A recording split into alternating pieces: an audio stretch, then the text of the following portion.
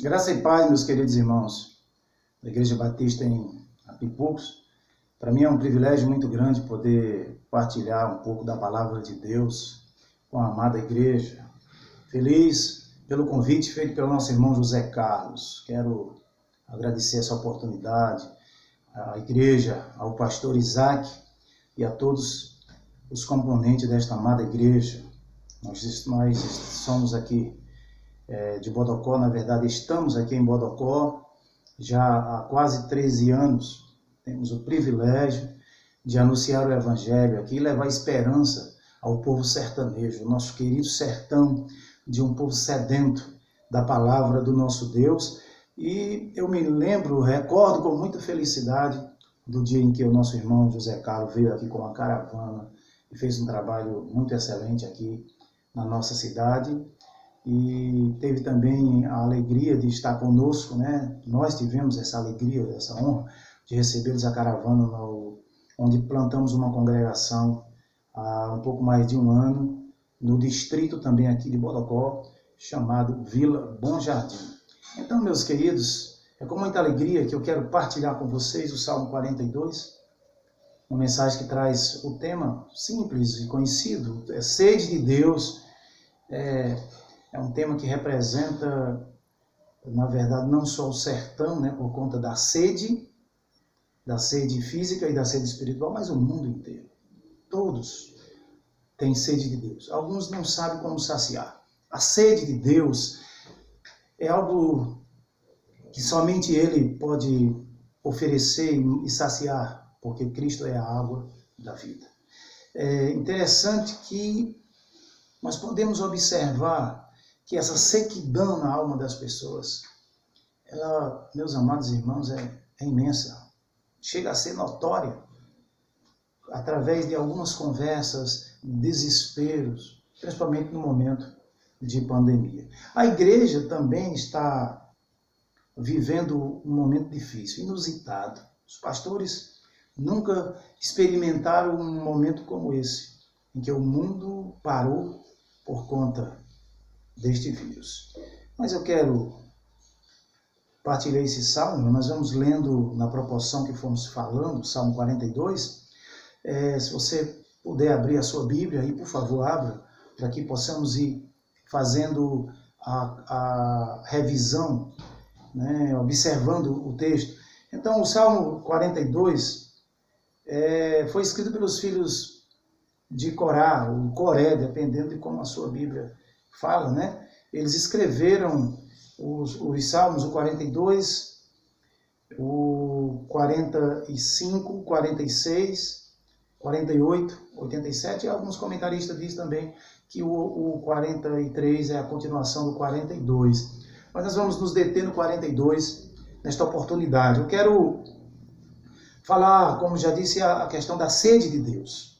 E nós entendemos que a distância de Deus nos leva para os braços da tristeza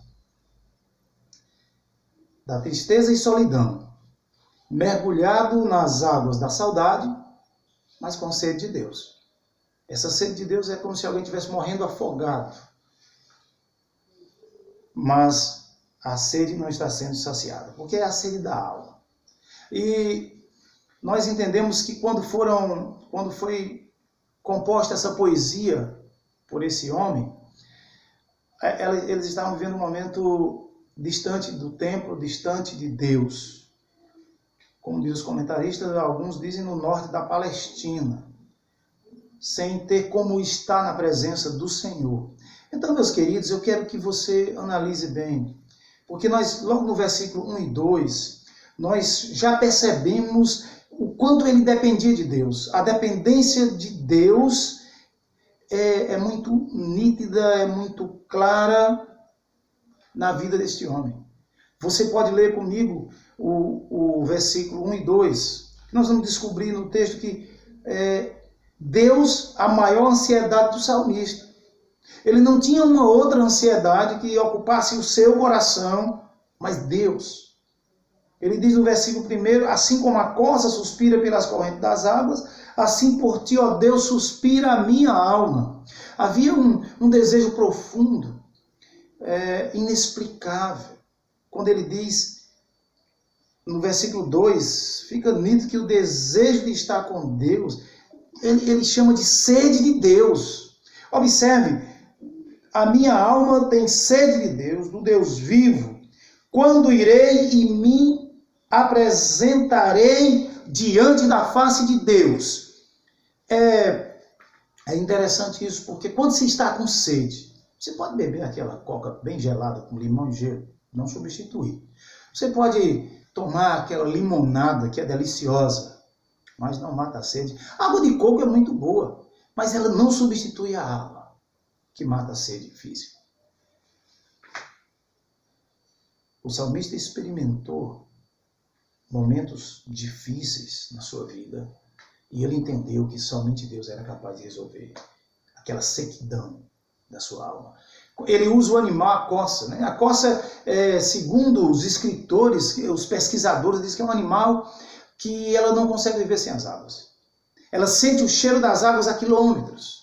E quando ela chega nas águas, ela dá preferência a águas correntes. Porque quando ela entra na correnteza, além de beber a água, ela toma o banho, que tira o odor do seu corpo, uma maneira de se livrar dos predadores. Ele faz essa ilustração magnífica para nós. E eu já pergunto a você, meu querido, você tem tido essa sede de Deus? Deus tem sido a sua maior ansiedade?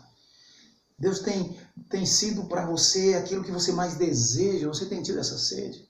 Eu sei que muitas vezes bebemos de muitas águas. Eu falo na área espiritual, às vezes bebemos de águas que não saciam a nossa sede. Mas nós apresentamos para você. Nós queremos mostrar para todos aqui, de acordo com a palavra de Deus, que eu preciso ter esse anseio de estar na presença de Deus. Talvez nesse momento em que estamos vivendo em quarentena, pode ser que muitos irmãos que estavam afastados, daqueles que não gostavam muito de ir na igreja, de ir apenas nos domingos, quem sabe eles estão sentindo sede de Deus. Mas deve ser uma oração: Senhor, eu quero sentir essa sede. Eu preciso me saciar desta água. Meus queridos, nós podemos entender que no versículo 3, aí nós damos um salto lá para o versículo 10, onde nós vamos perceber que a alma do salmista estava invadida pela tristeza e solidão. Você pode perceber isso? No versículo 3, aí a gente pula para o 10. A alma estava invadida pela tristeza e solidão. A tristeza e o choro era a sua companhia. No versículo 3. Pode confirmar comigo o versículo 3. As minhas lágrimas têm sido o meu alimento dia e noite, enquanto me dizem continuamente: o seu Deus onde está? Ele era cercado por pessoas zombando. E isso fazia com que a sua alma fosse alimentada por essa tristeza profunda. E ele deixa muito claro, porque ele diz: as minhas lágrimas, eu tenho me alimentado de lágrimas. O desejo de estar com Deus era grande e ainda tinha que suportar aqueles que diziam continuamente: onde está o teu Deus? No versículo 10, era isso que acontecia. Quando zombavam dele, alimentava-lhe mais a dor, aumentava mais a dor crescia. Veja o versículo 10, que ele diz o seguinte: os meus ossos se esmigalham quando os meus adversários me insultam, perguntando sem parar: e o seu Deus onde está? Era uma espécie de tortura. O seu Deus onde está? Então, meus amados irmãos, como tem sido a sua vida? Você talvez tenha passado por algum momento de tristeza e solitude no seu dia a dia, talvez nesse momento mesmo. Quantas pessoas estão se sentindo sozinhas? E nós estamos vivendo um momento parecido com ele. Não podemos ir ao templo, não podemos abraçar os irmãos, não estamos podendo dar aquele aperto de mão, aquele olhar para incentivar, ajudar aqueles que precisam. Mas tem uma coisa muito interessante que nós encontramos lá em Mateus capítulo 5. A Bíblia diz que aquele que chora serão consolados. Mas não são os que choram de tristeza porque perdeu um ente querido, porque teve uma frustração na vida, porque perdeu alguns bens materiais, mas são aqueles que se alimentam de lágrimas por causa da sequidão da alma, por conta do pecado, porque cometeu algo que desagradou a Deus e aí chorou sentindo a dor do pecado e aí você se transforma numa pessoa bem-aventurada, porque vai receber de Deus o perdão. É isso. E muitos podem zombar. Por exemplo, você diz que é crente, cadê o teu Deus?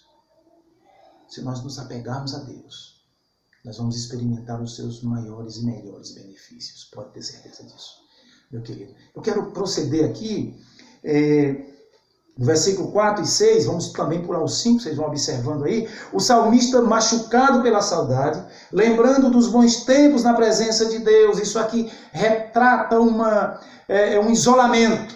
Você pode observar que ele diz, no versículo 4, nós entendemos que o desejo de estar adorando era tão forte que doía no coração daquele homem. Ele expressa isso nessa canção. Observe o versículo 4. Lembro-me destas coisas, e dentro de mim derrama a minha alma, de como eu passava com a multidão de povo e os guiava em procissão, à casa de Deus entre gritos de alegria e louvor. Multidão em festa. Ele começa a se lembrar do momento em que ele se direcionava ao templo, em que ele ia puxando ali, dirigindo ali na sua voz afinada os cânticos, na direção da casa de Deus, entre gritos, a festa, adorando o Senhor. Ele sentia, isso doía dentro do seu coração. E as lembranças ardiam em seu peito, causando-lhe tristeza profunda. As lembranças doíam, ardiam mesmo no peito. Você olha para o versículo 6 e vai entender isso. Ele diz, sinto abatida dentro de mim a minha alma. Lembro-me, portanto, de ti nas terras do Jordão, no Hermon e no monte de Mizar. Ele começa a lembrar das paisagens, começa a lembrar daquilo que tinha lá na cidade. Eu vivi um tempo fora da minha cidade e ficava lembrando das ruas em que passava, da serra que íamos buscar um bus. E a saudade de fato invade. Era isso que ele sentia, irmãos. Era uma quarentena. Mas observe uma coisa interessante. E você? Você tem sido machucado também pelas lembranças? Eu não estou falando só porque nós estamos vivendo esse isolamento social, sem poder ir ao templo, mas lembra dos momentos bons que você já viveu na casa de Deus. Eu sei que agora a gente está voltado para isso, queremos retornar, eu quero muito, mas não é só isso. Eu posso lembrar dos momentos em que nós estávamos adorando a Deus, mas eu quero que você lembre do momento em que você não foi ao culto. No momento em que você jogou fora a oportunidade de ouvir uma mensagem que o seu pastor pregou, que encheu toda a igreja e você não estava lá. Isso é motivo de muita tristeza. Você precisa retornar. Você precisa voltar para tudo isso. Lembra disso. Tenha saudade de Deus, da presença de Deus. O nosso querido Senhor Jesus Cristo escreve a carta para a igreja de Éfeso, lá em Apocalipse, e ele diz, lembra-te de onde caíste. É hora esse momento é para a gente lembrar o que houve com a gente, onde foi que erramos, para que possamos retornar. Como eles isolados buscaram a Deus, nós podemos buscar sim, porque nós temos hoje a presença magnífica do Espírito Santo em nossas vidas. Meus amados, eu quero trabalhar agora o versículo 7 e o 9. O salmista fez uma oração ao Deus da vida. Ele fez essa oração agora, ele parte para a oração. Ele percebeu que a distância de Deus é um abismo sem fim. É por isso que no versículo 7 ele diz, um abismo chama outro abismo. Observe o versículo 7. Ao ruídos das suas cachoeiras, todas as suas ondas e vagas passaram sobre mim. Ele agora estava sendo tão sufocado, que ele explica que um abismo chama outro abismo, um pecado chama outro pecado. As ondas estavam ali agora cobrindo ele. Nos faz lembrar de Jonas, quando estava sendo enrolado pelas algas marinhas. As algas marinhas.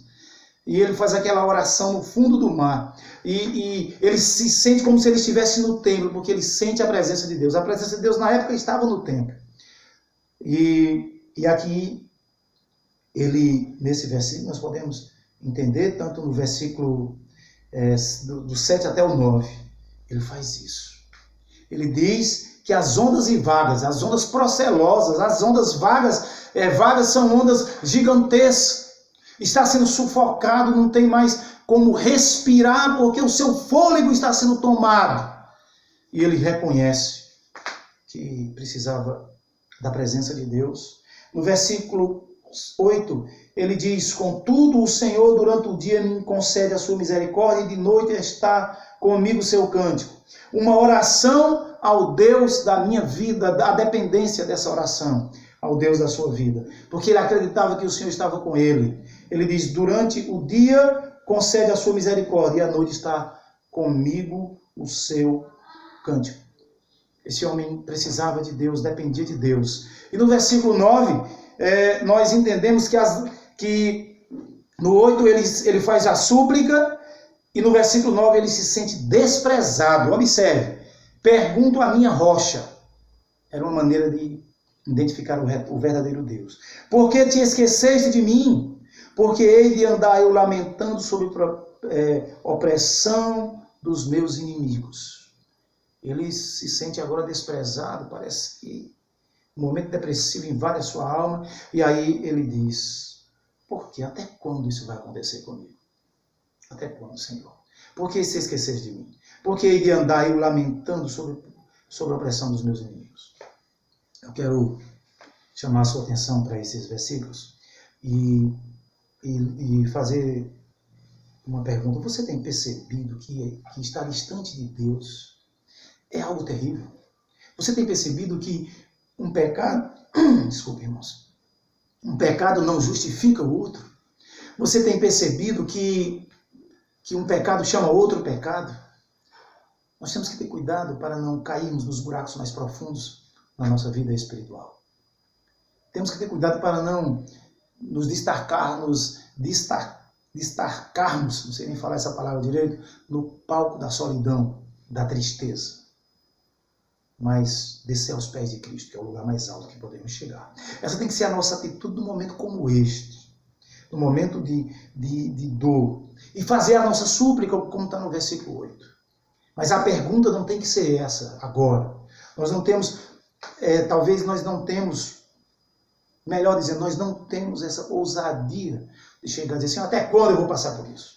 Mas olhar para si mesmo e dizer: Senhor, eu preciso sair dessa, porque eu não sei até quando eu vou viver. Ou perguntar para você mesmo: até quando eu vou continuar errando, falhando com o meu Deus? Até quando eu vou estar desprezando a palavra de Deus, a presença do meu Deus? Até quando eu vou estar virando as costas para o meu Deus? Essa deve ser a nossa pergunta, irmãos. Deixa Deus trabalhar na tua vida para que você possa de fato mudar. Eu quero, junto com você, pegar essa mensagem e vivê-la. Tudo para a honra e glória do nosso Deus. Agora eu vou voltar para o versículo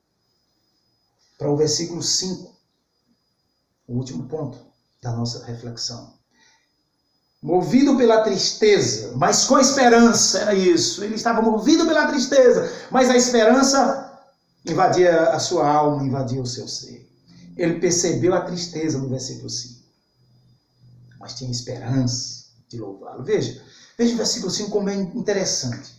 Ele faz uma pergunta a ele mesmo. Por que está abatido a minha alma? Por que se perturba dentro de mim? Espera em Deus, pois ainda o louvarei. A ele meu auxílio e Deus meu.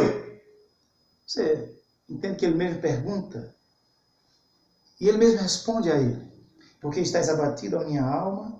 Por que se perturba dentro de mim? Espera em Deus, pois ainda o louvarei, a ele meu auxílio e Deus meu. É maravilhoso, né, irmãos? Mas ele parecia um louco, conversando sozinho. Ele estava conversando sozinho, mas ele estava sentindo ali a necessidade de Deus. E aí ele olha para dentro dele e diz: por que eu estou abatido? Eu ainda vou esperar em Deus. Ele prega para ele mesmo. Meus queridos irmãos, eu quero dizer que tem coisas na vida que movimentam dentro de nós tristezas profundas. Mas eu quero dizer para você que Jesus Cristo é a nossa única esperança. Nós não podemos perder a viva esperança que Pedro nos ensina na sua carta. Nós não podemos deixar de confiar nesse Deus. Tudo isso vai passar. Os momentos mais doídos da nossa vida. Os momentos mais dolorosos. O Senhor Deus tem carregado muitos de nós nos braços. Você que está me ouvindo, você é um desses que Deus já te carregou no colo. Ele quer continuar carregando. Nós não podemos perder as esperanças. Podemos estar abatidos, mas ainda há esperança. Vamos voltar a louvar a Deus. Vamos, com muita alegria, se apresentar ao Senhor. Glorificar o seu santo e eterno nome. Por isso, meus queridos, o versículo 11 do texto repete o versículo 5. Porque você está abatido a minha alma, porque se perturba dentro de mim, espere em Deus, pois ainda o louvarei, a Ele meu auxílio, Deus meu.